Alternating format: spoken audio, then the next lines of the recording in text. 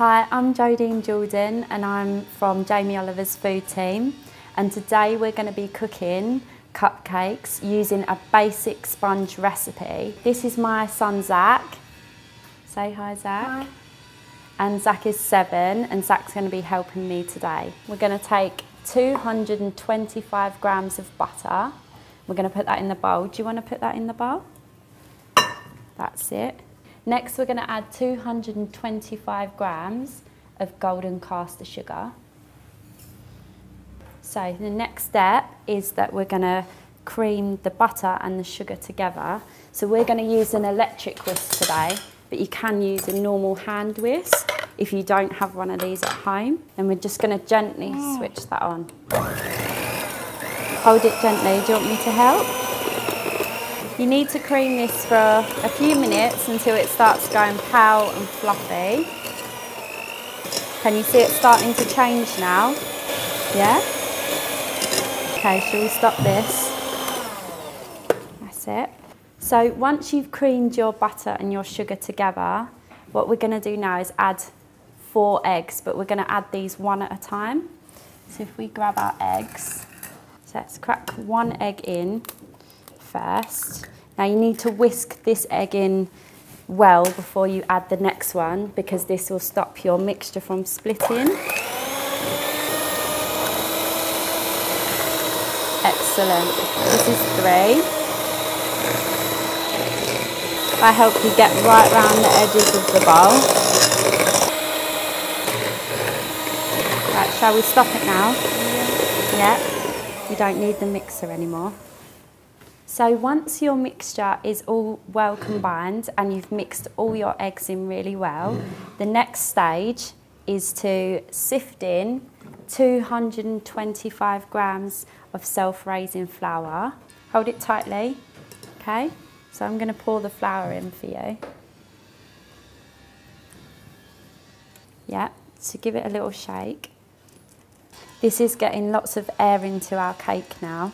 So it's going to be nice and airy and spongy. We're also going to put in just a little pinch of baking powder.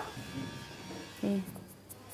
That just gives it a little bit of extra rise. And the next step is to fold in our flour and our baking powder. Gently fold the mixture over like that. There we go. That's all nicely combined now. Lastly, I add just a teaspoon of vanilla extract. That's it. So 1 teaspoon of vanilla. Put that in. So now you've got your basic sponge recipe. This can be now pimped up to make it into any sort of different flavour cake you like. So you could add desiccated coconut, you can add dried fruits or nuts. You can even add cocoa powder and turn it into a chocolate cake. So now we're ready to put our mixture into our cupcake cases. Some blue ones. Yeah. So this recipe will make about 15 to 18 individual cupcakes. So let's fill that up with cases. Right, are you ready to spoon in your cake mix? So a nice big spoonful in each one. So if you hold it, I'll... Right, keep going. A little bit more in that one. Cakes are a great little treat for kids, and it's really fun as well to make with them. So you're going to bake your cakes at 180 for around 10 to 12 minutes until they're golden brown. So Zach, do you think they're ready to go in the oven now? Yeah. Yeah?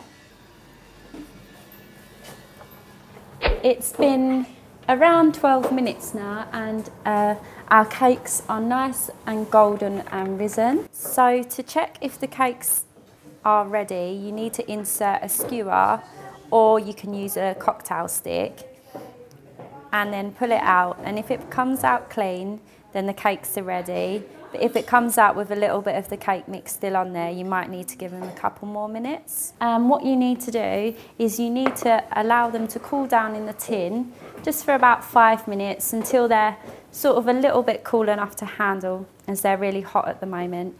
Then once they've cooled down a little bit, you're going to place them onto a cooling rack to cool down fully before you decorate them. So once your cakes have completely cooled down, we're going to move on to the next step, and that's to make some icing to decorate our cakes with. We've got a couple of 100 grams of icing sugar in a bowl, and we've sifted it already. Put a little drop of water in. We can add a bit more water afterwards. You can put many different things into your icing, but we're going to use fruit, which is a natural colouring. So if I put some raspberries into the bowl for you, you're going to mash those in. You might need a little drop more water.